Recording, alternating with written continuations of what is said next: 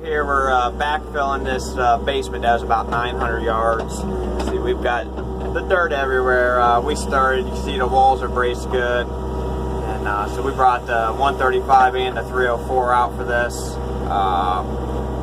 So we'll see how it goes. We're not going to be doing a full backfill on this, so we have less chance of damaging the wall. So I'll get a video of what it will look like in the end.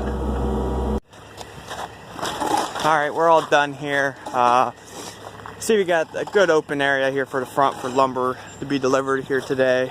The garage is pretty much the whole way full. We did leave a pile in there because we didn't quite finish filling it right at the back, but you can see like this side we left it down in the center there. There you can see how much we left in the garage open. You see the wall hasn't done nothing yet, so I mean, and then all this dirt back here, I cut that down probably a foot or better right there, and it's still way too high for this. The whole way around the back still way too high, but then you see we filled this probably halfway on the back.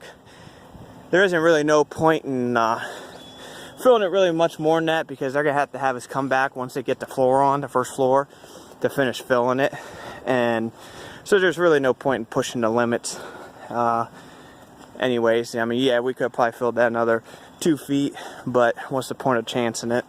So, and then same way on this side, left it down in the center. So, but yeah, that's pretty much it. So you see there's going to be still crap tons of dirt here, but yeah, that's it. But it will be tight for the lumber trucks though, because they don't have much room, but they should have enough here. So, alright, we'll see you guys on the next one.